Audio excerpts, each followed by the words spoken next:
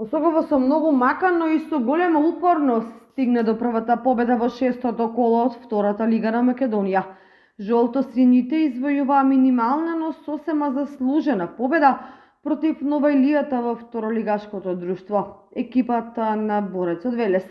Конечниот резултат е 1:0, иако спорачанците можеше да биде и поубедлив или поефикасен од двете страни, особено ако се знае дека велешани промашија пенал, односно голманот Ивановски го одбрани.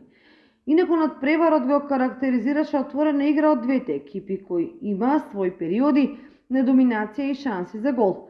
Гостите најзрелото ја имаа во првото полувреме, откако судијата досуди пенал кој Јовановски го одбрани со голем стил. Осогово најдобрите прилики за гол ги имаше преку Дојчинов и Мана, па Стоиловски во второто полувреме погоди статива. Сепак, радоста за кочанчани стигна во самиот финиш на надпреварот, кога по еден корнер проиграа Паунов и Стојов, кој нафарли на прва статива, каде велемајсторски реагираше младиот Симовски и со глава ја смести топката во горниот лев агол на гостинскиот голман. Голот, вреден 3 бода, предизвика воодушевување на трибините и помеѓу домашните фудбалери кои како да симнаа планина од своите плеки.